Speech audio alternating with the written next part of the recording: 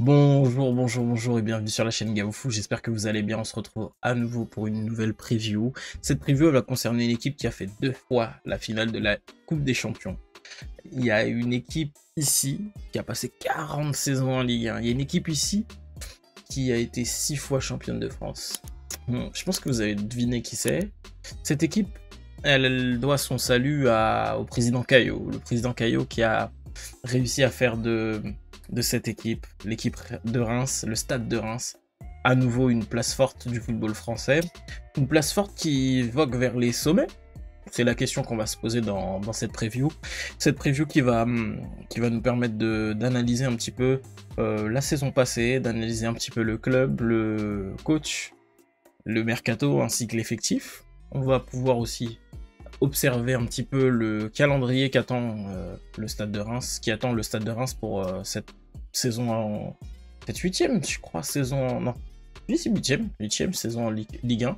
Donc ça va être une belle saison, je pense, mais on va voir si elle va profiter à Reims dans ses objectifs de course à l'Europe. On va analyser tout de suite sans plus de détours un petit peu le club. Il y a 24 joueurs pro, il y a 16 étrangers, il y a 10 internationaux. Une moyenne d'âge d'environ 24 ans et demi. Ils vont évoluer au stade Auguste Delaune, un stade qui fait environ 20 000 places. 15 000 sont à peu près prises en moyenne au cours de la saison passée. Il y a 106 millions de valeur d'effectifs. C'est plutôt une bonne chose, c'est un effectif qui prend de la valeur avec le temps et qui commence à progresser sur ce point-là. La saison dernière, ils ont fini 9e de la Ligue 1 et ils sont entraînés par Lucas Elsner. La saison passée, si on analyse la saison passée, le pensionnaire de Ligue 1 a vu l'arrivée de 29 joueurs, certains sous forme de prêt, certains sous forme de transfert définitif. 29 départs également, ça a rapporté un peu plus de 22 millions d'euros au club. Si on analyse un petit peu ces arrivées, il y a eu l'arrivée de Teddy Thomas, il y a eu l'arrivée de Nakamura, de Darami, Benjamin Stambouli qui était là pour apporter un petit peu plus d'expérience, Ludovic Butel également. Sur le côté départ, c'est Hugo Ekitike qui a été en prêt, qui a validé son option d'achat par le PSG. On a bien sûr Matusiwa, on a aussi du Kajus qui est parti, qui a quitté le club. Ilan Kebal, Mustapha Mbo, qui sont allés plutôt eux sur la Ligue 2 au PFC. On a du Bradley Loco qui a rejoint le Brest et qui aujourd'hui est désiré par des clubs. Donc ouais, il y a eu quand même pas mal de transferts, et Kamori Doumbia, prêté à Brest aussi et qui a fait une superbe saison. L'équipe a fait 13 victoires et 13 défaites en Ligue 1. Avec un total de 42 buts marqués, 47 encaissés. C'était pas forcément la saison qu'on attendait de leur part. 8 clean sheets seulement. Teddy Thomas qui finit meilleur buteur avec 6 buts. Aucun joueur n'a dépassé les 6 buts dans l'effectif. Il y a eu beaucoup de joueurs qui ont marqué, notamment Younous Abdelhamid qui a mis 4 buts si je me trompe pas. Pour un défenseur central, c'est quand même pas mal. Par contre, il y a des joueurs qui ont brillé, les ailiers.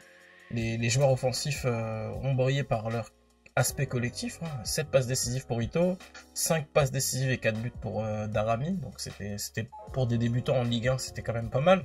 C'est eux qui ont brillé, c'est eux qui ont porté l'équipe. Ils l'ont porté à une 9e place qui était plutôt intéressante. Là, on va parler du coach, le coach qui a été choisi cette saison pour animer ce groupe. Le groupe, il va être animé par Lucas Elsner. Lucas Elsner, qu'on connaît bien en Ligue 1. Parce qu'il a été le coach du Havre au cours de la saison passée. C'est son 3e club de Ligue 1, après Amiens avec qui il était descendu en 2019. Le Havre qu'il a su faire monter et se maintenir au cours de la saison passée. Je suis super fatigué, il est quasiment minuit et demi. Désolé, je bégaye un peu. 9e club entraîné, il a entraîné 2 clubs en Slovénie, un club à Chypre. 3 clubs en Belgique, 2 clubs en France, c'est le 3e. Ça fait beaucoup de clubs quand même pour un entraîneur qui a débuté, qui a fini sa carrière pro il y a 10 ans. Là, il évolue beaucoup en 4-3-3 et quand j'ai fait la moyenne en Ligue 1, il prend même pas un point par match. Après, c'est dans des équipes qui soit sont sur le déclin comme Amiens, soit viennent de monter et jouent leur survie. C'est vrai qu'au cours de sa carrière, on est sur des moyennes un peu plus élogieuse, on va dire, pour lui. Maintenant, c'est sûr que là, en Ligue 1, c'est pas un entraîneur qui est considéré comme un entraîneur de premier rang. C'est ce qui est un peu paradoxal parce que le projet de Reims, c'est de monter dans une catégorie de clubs qui joue l'Europe, qui connaît des joutes européennes en milieu de semaine. Et là, on a un entraîneur qui n'a jamais joué la Coupe d'Europe, malgré le fait d'avoir entraîné quand même des équipes qui avaient performé, notamment en Slovénie. Il vient remplacer Will Steele qui avait une sorte de hype. Et je pense que ce qu'il voulait aussi à Reims, c'était un coach qui prend moins la lumière. Qui prend moins la lumière, c'est vrai. C'est quelque chose qu'on a pu observer. Je pense que ça a dû frustrer quand même pas mal de monde. Will Steele, il avait quand même beaucoup d'attention médiatique autour de lui. Et là, avec Lucas Elsner, on sait à quelle sauce on va être mangé. Du côté des transferts, on va lui apporter un petit peu de rotation en défense centrale avec Cédric Ducré. Le retour de Kamori Doumbia qui va nous donner des options aussi. Mais comme vous avez vu, hein, on est sur du 4-3-3 principalement.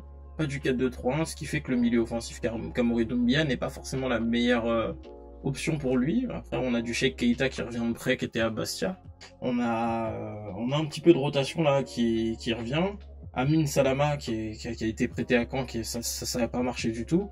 Et Wen Jawen qui a fait un beau prêt du côté de Rodez, mais là qui est reparti du côté de, si je me trompe pas, de Dunkerque. Voilà.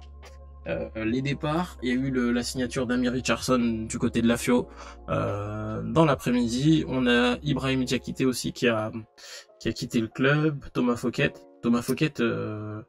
qui était une valeur marchande assez intéressante qui n'a pas été vendue. Il retourne en Belgique, voilà, pour rien. Et pareil pour Abdelhamid, le capitaine emblématique qui a passé, je crois, 7 ans au club.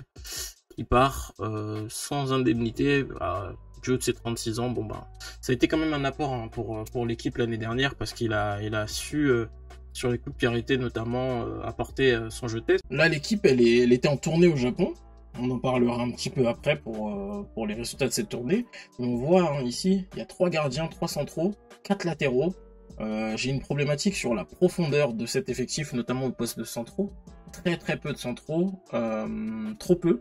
Je pense qu'il va falloir recruter à ce niveau-là. Parce que c'est problématique pour la Ligue 1, une seule blessure et en fait c'est des latéraux qui vont jouer dans l'axe et c'est pas forcément l'idéal. On retrouve aussi 4 milieux centraux.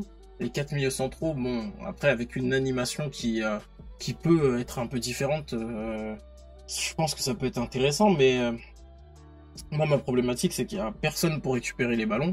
Il n'y a pas un vrai récupérateur dans cet effectif et ça c'est un problème en tout cas à mes yeux. Après peut-être que j'ai mal analysé hein, mais je laisserai les supporters de Reims me corriger, me compléter si je me suis égaré. Par contre au poste de milieu offensif il y a un peu de volume. Il y a 4 ailiers, 3 avant-centres, donc je pense que sur l'attaque c'est pas forcément l'équipe qui a le plus à plaindre, mais sur la cohérence entre la défense, le milieu et l'attaque, là il y a des choses à faire. Il y a des bons centraux, mais pas assez de profondeur en cas de blessure, de suspension ou de méforme. Après c'est une équipe qui a beaucoup misé sur l'expérience du groupe pro, combinée à l'apport du centre de formation. Donc il y a peut-être des jeunes qui sont pas dans le groupe pro aujourd'hui, mais sur qui on pourrait compter au cours de la saison prochaine. Ils vont aussi miser sur la vision du président Caillot qui a su ramener ce club au premier plan avec son fils, son management, hein, comme je disais là, son fils qui est en tant que directeur sportif, qui a eu de bonnes idées, qui s'oriente comme un petit peu, on a pu le voir avec Lille vers la Belgique pour trouver des pépites. Teddy Thomas en est la preuve, il y en a d'autres, hein, Thomas Fouquet, etc. Donc c'est des cibles qui peuvent être aussi très intéressantes parce que pas forcément les plus coûteuses.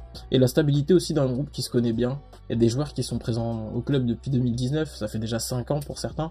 C'est un beau projet depuis la montée en gros, hein. Il y a des joueurs qui sont là.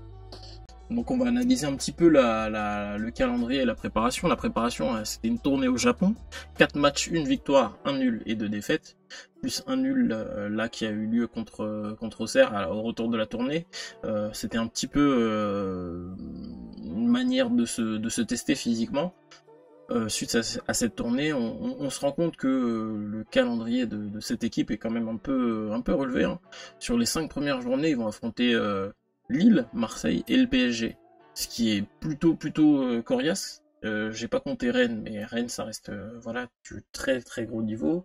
On retrouve aussi Nantes qui a de l'expérience et qui sur un malentendu peut piéger. Donc ouais, en sachant que voilà, ils vont recevoir des équipes comme Montpellier aussi à domicile un peu plus tard. Donc il y aura une première phase jusqu'à la mi-septembre qui va être assez compliquée. Après on va avoir une deuxième phase qui va être beaucoup plus abordable. On va voir comment le club arrive à supporter en fait ces différents engagements. Mais comme ils le disent, eux ils veulent jouer la Coupe d'Europe. S'ils veulent jouer la Coupe d'Europe, il va falloir battre du Lille, du Rennes, pourquoi pas du Marseille, du PSG, mais il va falloir prendre des points dans ces matchs-là. C'est des matchs qui vont être importants. On voit, hein, il y a aussi une double confrontation contre Lyon et Lens, où ils vont accueillir juste en fin d'année là. Ça va être assez intéressant de voir comment ils se préparent dans ces matchs-là, dans ces rencontres-là, sachant que on retrouve aussi Strasbourg. Une équipe qui, pour moi, finit en deuxième partie de tableau, donc plutôt une équipe qui devrait battre juste avant la trêve internationale avec Monaco qui vont affronter à domicile.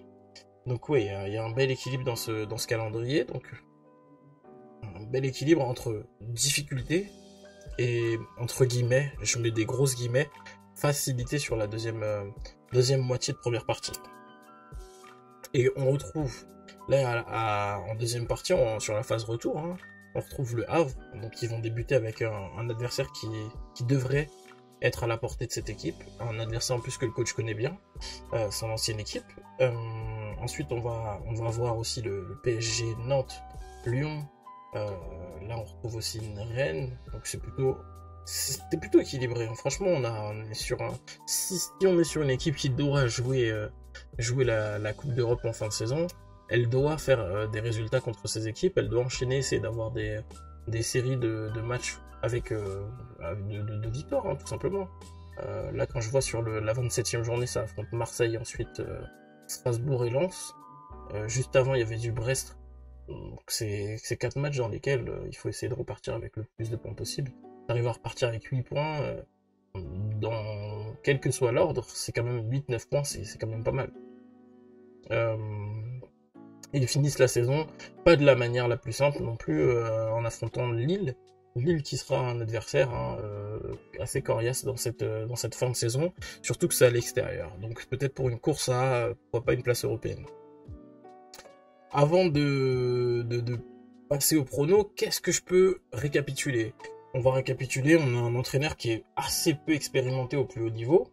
Je ne l'ai pas précisé, mais Lucas Elsner, il a un bilan de 11 victoires en 62 matchs de Ligue 1. C'est assez faible. Il a un bilan aussi de 32 victoires en France. En France, donc Ligue 1, Ligue 2 confondues, en 105 matchs. Donc on se rend bien compte que oui, son bilan en Ligue 1, il tue un peu ses stats, parce que on est sur du 43 matchs, 32 victoires en Ligue 2. Maintenant, il a été champion avec le Havre la saison passée, enfin la saison d'avant, pardon. Donc ça l'aide aussi à gonfler un petit peu ses stats. Et la Ligue 1 et la Ligue 2, il a vu que c'était pas du tout la même chose avec le Havre. Là, il a un groupe un peu mieux armé, puisqu'il sera capable d'aller chercher plus. Moi, dans ces conditions-là, je suis obligé de le mettre à la 10e place avec son groupe. Pour moi, Reims, ils vont régresser un tout petit peu par rapport à la saison passée, parce que je trouve qu'ils se renforcent pas. Ils sont pas sur une phase où ils se rapprochent de l'Europe, mais plutôt sur une phase où ils essaient de densifier un petit peu un projet en trouvant le bon entraîneur. Ce qui veut pas dire qu'ils sont pas capables de finir 7 ou 8, hein, mais pour moi, ils sont pas européens cette saison. 10e place, et pour moi dans la continuité de ce qu'ils ont fait la saison dernière, avec un entraîneur qui n'aura pas la possibilité, dans un premier temps en tout cas, de leur apporter cette régularité qui permet aussi de toucher les places européennes. Surtout que, pour moi, les équipes qui sont les grosses cylindrées, en fait, de cette Ligue 1, elles vont faire le boulot, ce qui n'était pas le cas la saison passée. Et on l'a vu à plusieurs reprises, notamment avec Lyon qui a fait défaut, avec Rennes qui a fini derrière Reims, avec d'autres équipes comme ça qui n'ont pas été au rendez-vous. Je pense que cette année ça va être beaucoup plus dur dans la Ligue 1, et surtout je trouve que la Ligue 1 elle manque de qualité offensive et que cette équipe n'a pas brillé forcément l'année dernière sur ça. Je les vois pas faire beaucoup mieux cette saison avec un coach qui, pour moi, n'a pas forcément ce côté aller chercher un peu plus. Après, en tout cas, pas tout de suite. Et il va falloir lui donner des moyens, des idées pour pouvoir effectuer de belles choses, mais dans un premier temps, doucement.